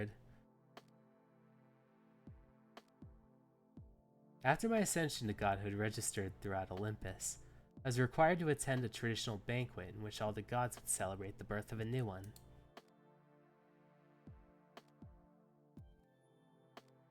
To me, it hardly resembled a celebration. It seemed more like a festival everyone had to attend, whether they wished to or not. When Femi and the gods usually kept out of each other's hair and their own affairs, she truly meant it. Being amongst them, I still felt intimidated and largely out of place. When they spoke to me, it was only to ask my name and what I governed. The occasional question of whether I was the one to temporarily blind Aphrodite came up. If anything, the gods have had most of their attention on Eros and Vitale. With Eros having returned, they have plenty of questions and scoldings for him. Even more so that he's fully revealed the truth about misrepresenting Vitale and denying him his god-given name. When it came to unveiling of Psyche's story and Eros' induced slumber in line with Aphrodite's usurpation, the atmosphere was chilling as Zeus dealt her punishment of inducing sleep on some time, long enough to match Eros, one that resulted in her husband Hephaestus being rather gleeful to having a docile wife. Hades couldn't stop eyeballing me as if he wanted to claim my soul where I stood. Perhaps he knew of my run-in with Thanatos and expected my soul at his doorstep. Nevertheless, he didn't say much of anything to me besides grunting.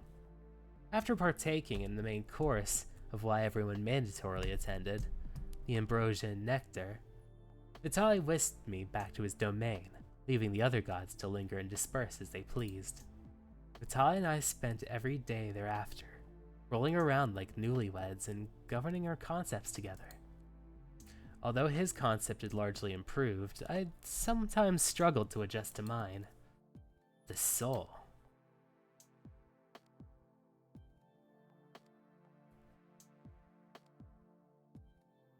It's nearly time, why don't you go in? I just came back from another prayer. I need a moment. He stood outside the early rising tattoo parlor, preparing to open for service. Inside, I could see them zipping around like busybodies. I hadn't seen them in what felt like ages, yet the prayers surprised me. Alright, the sky. This guy. They wanted to change, to move on and heal from their loss of me. I caused that, huh? disappearing into thin air, never coming back. Maybe fate wanted me to rectify it. Any longer and the quality time will be shortened, Rosie. He was right. Although they were opening the shop, there was no telling where the customers or even their employees would come shuffling in. I had to talk to them now.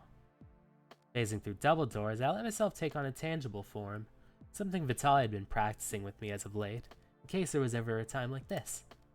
Anxiety settled in as I heard her muttering to herself. 9 a.m., 11:30 a.m., and 1 p.m. Can you squeeze me in 30 minutes before 9? With the way she froze, I'm sure Marlo would freak out at the sound of my voice. She only lifted her head, eyes looking at me in the face. I swallowed hard as she stared at me. I hadn't given her the decency to appear the same way I had left her. Being a god, I'd yet to master my changing my appearance. Besides, I would rather she saw me for what I am now. She stared at me for an entire minute in silence before quickly making her way to the front desk. Marlo rushed to me, and I prepared for battering hands, but they never came. Instead, her arms wrapped around me tightly, hugging close. God, I can't tell if I'm hallucinating right now. You feel so real. It's me. I'm truly here, Mar. I'm gonna try not to cry. You can, and you should. Letting go is allowing yourself to feel. I made you suffer like this for a while. Huh. Yeah, you jerk. She erupted into tears as she always did, bawling her eyes like an enormous baby. I wasn't immune, shedding my own as she weakly batted my arms. The commotion drew the attention of Esmond, who came barreling out of the room. Babe, what's... Hey, Esmond. It's like ruining your bestie mascara to all the reunions. Full of hesitation, Esmond approached us, handshaking as he extended it to touch my arm. A light touch, then a grasp to a squeeze. Esmond's confused expression was flooded with emotions as he joined us for the teary reunion. It took a bit of everything to settle down enough for words. When it did, Marlo led me to the couch in the back while Esmond finished opening for the employees to arrive. A little too overwhelming to be near me. Vitale attempted to stay put outside, but insisted that he would be present. Wow, I thought I'd gone insane that day when I saw you disappear up there. If not for Esmond believing me, I probably would have... No. People kept telling us things like maybe you escaped or you died and your body couldn't be recovered.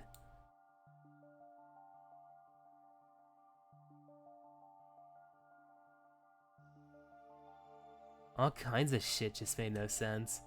Eventually, I just stopped talking about it. I'm sorry. The situation I was in was too dire to say. I apologize for keeping him away. A human life is fleeting.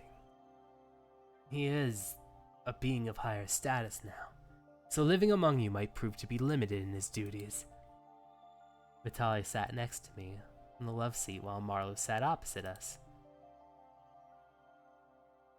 Amazing that even though she had been wearing herself down, Marlo still kept herself presentable as a boss. One probably couldn't tell just by looking at her. I gazed at her ring finger expecting to find a wedding ring, but to my surprise it was the same old engagement ring. Where I could tear my eyes away from it, Marlo caught me. There's no hard feelings if you've been taking good care of him all this time. I couldn't have asked for more, I mean. Honestly, I'm glad I even get to see him now. Whether it's one last time or a few and far in between, the fact that you didn't die that day. Knowing that you're alive is all I could want for you. All we could have wanted. Esmond was torn up too. I figured. That night we came to an understanding of each other, but I just vanished after that. It had to have been hard for him. Yeah, I know he was being kind of avoidant at the moment, but he's just processing it. He has his whole lifespan to process it when he needs to. Not much of a rush situation for me anymore. Marlo smiled, looking between Vitale and me in awe, slightly shaking her head. We always joked that you brought in Hawkeyes pretty often, but a god? And now you're a god too? I still can't believe my own words right now. I can pinch you if that helps. Please don't. Your pinches hurt. Haha. Vitale chuckled at our attention. Vitale's chuckle drew our attention to his soft expression of admiration, one he'd worn countless times while watching his pairs. No matter the bond, Vitale enjoyed watching the prosperity of love. I must say, in my time of watching over you two, I enjoyed observing your relationship, a pure love much like the youths I've been attached to. Although I did not understand the complexities or sadness that it prompted, the bond between you is one that I adore. We're learning all that info. This is not Internet Explorer. It's like that would chug for quite a while. With that said, Miss Marlowe, I thank you for taking care of Melrose and being a support in a time I could not. My face flushed at his words. I didn't expect him to thank her, nor did I think for a second that he viewed her that fondly. I didn't know what to say. Of course, no need to thank me for what's already given. May is very lovable, as you understand. I must agree. Don't start chatting me about me like I'm not here. Oh, Rosie, we were chatting like this because you are here. Yep. Well, stop it. It's making me embarrassed. The two began giggling and chuckling together as they took turns teasing me. Seeing my two favorite people becoming friends was also a gift. I never felt so lucky, so complete. Although it was the shortest minutes of my life, being able to sit and talk to Marlowe made my former stress slimmer. As a god of souls, I blessed her and Esmond with the strength they needed to continue forward with their lives, even if they wouldn't have me in it regularly. I vowed to be there for them when they mattered most, and check in whenever I could. They wished me luck with my new duties. Departing feels less melancholic that way.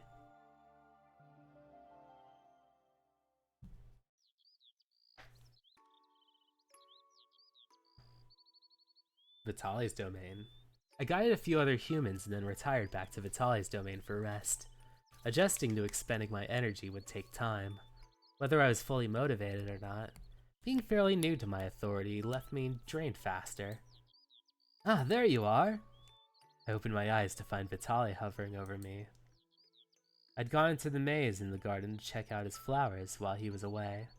Sometimes in the mix of time, I drifted to sleep among the flower beds. Finished with your work? One might say so.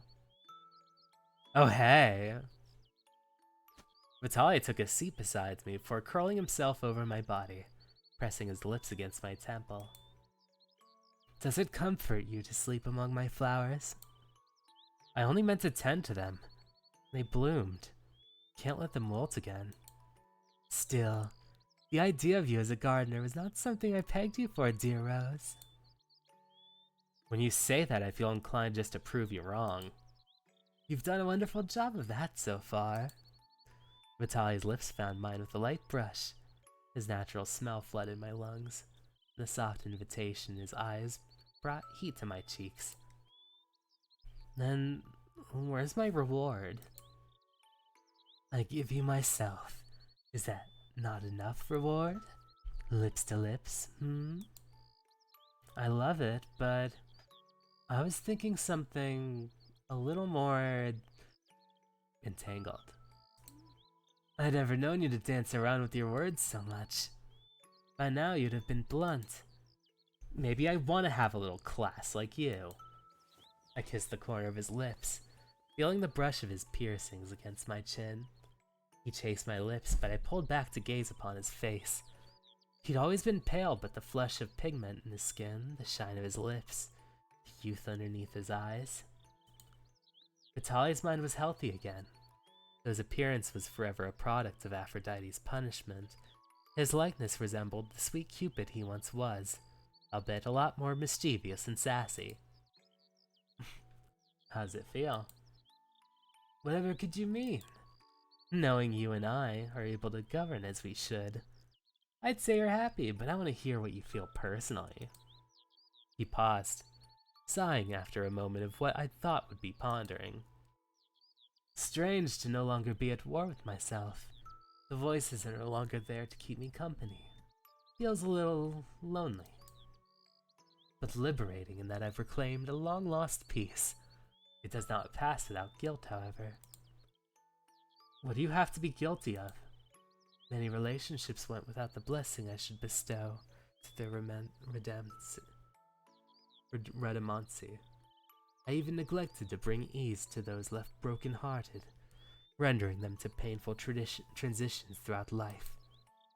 So many requited went unprotected, and the unrequited left to dwell in their mourning. Can I say something incredibly selfish? No. I'm gonna say it anyway. If my unrequited feelings had gone away sooner, we wouldn't be together. We both suffered a lot. I think you take the cake, but I loved the gift by the end of it. Even if said gift unrooted you from the life you knew and made you responsible for others instead. I wasn't too fond of running into the many walks of life that held similar journeys, if not worse than mine.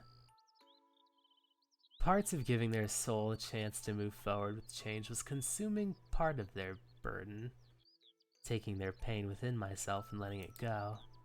The process was uncomfortable and left me tired, but seeing the sense of resolve and determination in their eyes of those who prayed to me after made the discomfort worth it. It would take time, but I believe I can handle it all in one day. I love my gift. I love you. Then I have little room to argue.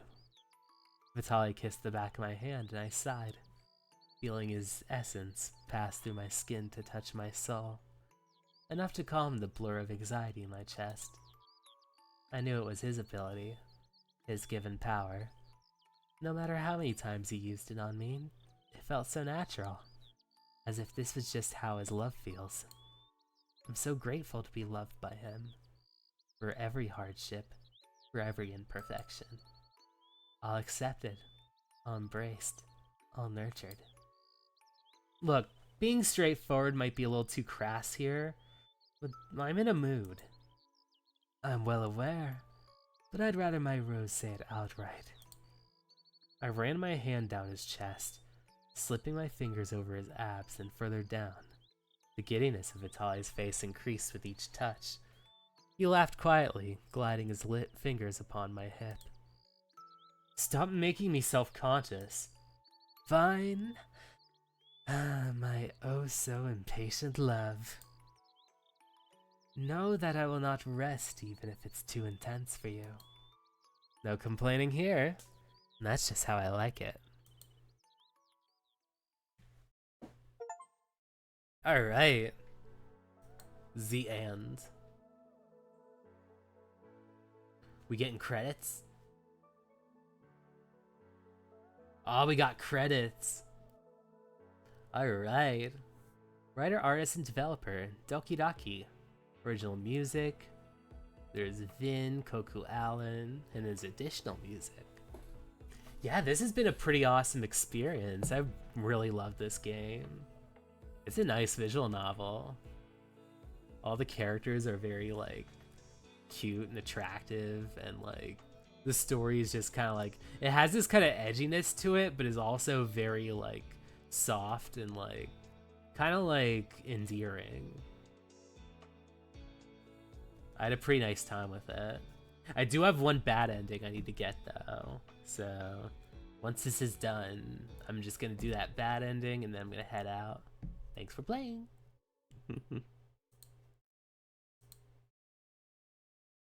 Alright. So, bad ending. It would be choosing negative influence on this. I won't be reading through this, but what's it called? I'm like, what exactly? Go to Thespia.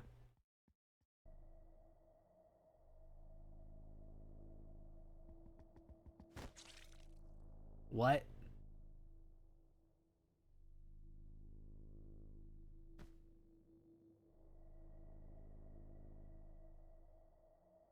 Give in. Victims.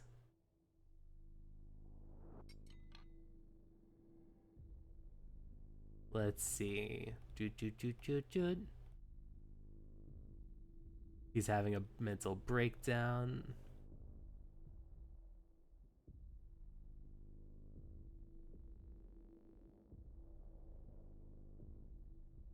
Boop, boop, boop, boop, boop.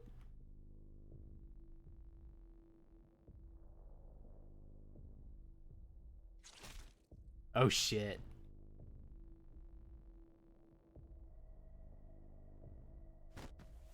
So I guess Thanatos is the one that winds up like going after you. Oh.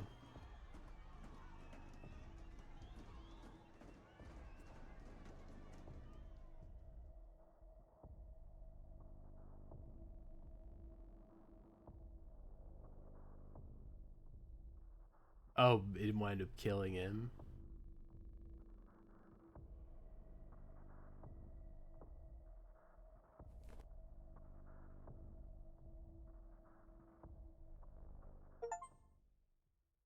Oops. The end, but it's a bad one. Thanks for playing. This is not thanks. Depression. What's it called? I'm gonna just, what's it called? Fast forward this so I can get to the good credits. There we go. Now we're back to not being stabbed to death. Oh, unlocked all common route CGs. Oh, what's it called? Now I got the trophy. It's like, thanks for the it's like, thanks for playing, teehee. It's like, teehee. Okay, now it's like, congratulations. You got all of the nice endings. You also get to, oh, wait a second. Eros. Eros?